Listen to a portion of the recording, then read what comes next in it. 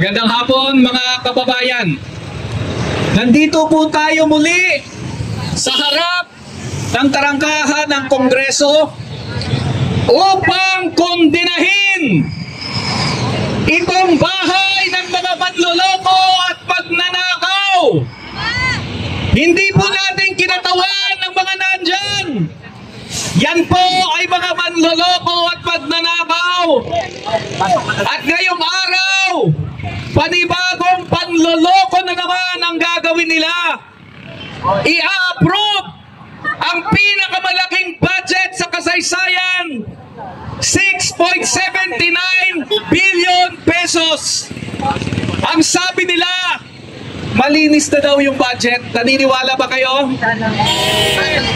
Alam nyo po, muli nung nabuking itong usapin ng flood control, marami nang nangyari dito sa Kongreso. Unang-una, natanggal na ang Speaker of the House na si Martin Romualdez. Natanggal na rin ang Chairman ng Committee on Appropriations, si Saldico, nasa abroad. Hanggang ngayon, hindi makauwi. At sabi nila, hindi lang yan. Inalis na daw si Martin Romualdez. Inalis na daw si Saldico. At nireforma na daw ang budget. Wala na daw flood control sa budget. Kaya makakaasa na daw tayo na hindi na mauulit yung mga anomalya. Kayo ba naniniwala? Unang-una, anong ginawa sa flood control budget? Mahigit 200 bilyon piso. Isinuli ba sa atin? Alam nyo kung saan nilagay?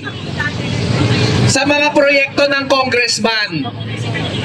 So sa ngayon, hindi na lang flood control budget. Ang pera ilalagay na nila sa iba pang mga pork barrel project. School building program, ilalagay sa farm to market road, ilalagay dito sa mga umiilaw sa kalsada. Diyan na po mapupunta. At yan na ngayon ang pagkukunan nila ng kanilang kickback. Dahil pareho din ang sistema. Lump sum ang budget sa DPWH. Walang detalye. Sino magbibigay ng detalye? E di ang mga congressman at senador. Alam nyo ba magkano bawat congressman ang ibibigay? 230 million per congressman. Mas matindi sa Senado. Alam nyo magkano? 3.2 billion per senador. At sila magsasabi kung anong proyekto, kung sino ang kontraktor, at ano ang sabi ng lahat ng nagtestimonya sa Senado at Kongreso. Sino ang may pinakamalaking kickback? Walang iba kundi ang proponent ng proyekto, si Mr. Congressman at si Mr. Senador. Ngayon, sasabihin nila, malinis na itong budget. Gago ba sila? Ginagago na naman tayo ng mga ito, mga kasama. But wait, there's more. Hindi lang project. Sabi nila, saan pa daw ilalagay ang flood control, yung pera sa flood control? Ilalagay daw sa kalusugan, sa edukasyon, at sa mga ayuda. Kaya bawat congressman, bawat senador, magkakaroon ng dagdag na ipamimigay sa kanilang mga taga-suporta. Nilagay nga sa kalusugan, pero hindi naman nilagay sa ospital. Nilagay sa edukasyon, pero hindi naman nilagay sa mga paaralan. Saan nilagay? Eh di doon sa financial assistance ni congressman at ni senador. Kaya kulang pa rin ang pera sa ospital. Ang gagawin mo ngayon, pipila ka na naman kay congressman, magpamalinis ka, hihingi ka ng guarantee letter. Dinagdagan ang guarantee letter. Ganon din sa edukasyon. Hindi nilagay sa mga eskwelahan, nilagay sa mga scholarship. At ang mga kabataan natin, kung walang pambayad ng tuition, pipila na naman kay senador, kay congressman, hihingi ng scholarship. Ganon din yung ayuda yung mga tulong na galing sa DSWD, hindi naman nilagay sa DSWD. Pipila ka na naman kay Congressman, kay Senador, penge ng pera. Ano ang resulta? Hindi yung katulad din na dati, pinupolitika ang pera ng taong bayan, ginagamit para sa sarili nilang kapakanan in aid of election. Tama ba yan, mga kasama? Hindi! Kaya itong budget na ito, isang malaking kalokohan, isang malaking kahibangan.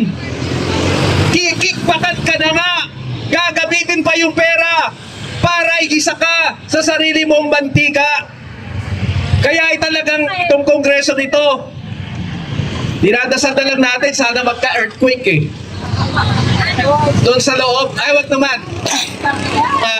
Yung mga makabayan nandyan, wag naman. Pero mga kasama, aantayin pa ba natin magka-earthquake dyan?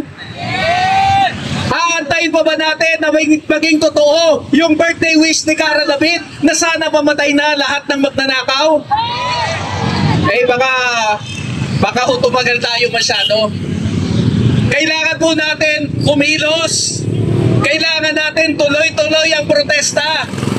Napatalsik na natin ang Speaker of the House at ang Head ng Appropriations Committee. Natanggal na rin ang Senate President. Marami nang nag-resign na miyembro ng executive official. Kulang ba para lahat sila ay matanggal na sa pwesto? Lalong-lalo na itong kongreso, haligi ng burokrata, kapitalismo. Sila ang nagsasabi kung saan, kung paano nanakawin ang ating pera. Kaya itong araw na ito, ginuguhit natin ang ating nagtutuloy na pagprotesta, at sa darating na mga araw, aasahan natin ang mas malalaki at militante pang protesta. Unang-una na ang mga kabataan natin, October 17, kikilos laban sa mga kurakot. At tayong lahat sa pangunguna ng ating mga magsasaka, October 21 naman, babahayin natin ang Liwasang Bonifacio. At magpamarksa na naman tayo papuntang Menjola upang sigilin ang mga kurak. Kahapon po may nagrally sa Forbes Park, nabalitaan nyo ba? Kagabi, Congressman pa namuno, itong si Kiko Barsaga, dahil galit din daw siya sa korupsyon. Kita mo kung gaano kabanloloko itong mga congressman. Paano magiging kontra sa korupsyon si Barsaga? Eh siya mismo ay anak ng political dynasty sa Dasmariñas sa Cavite. Hindi ho Dasmariñas sa Makati. Kaya pinagloloko lang tayo nitong mga congressman na ito. Pinapalabas na sila ay nagmamalinis, sila ay galit sa kurakot. Yun pala, sila ang numero 1 kurakot. Kaya mga kasama, sa darating na mga araw, mas malakas, mas matapang, mas makapangyarihan ang mamamayan ay kikilos. Okay ba yon? Maraming salamat po. Magandang hapon sa ating lahat.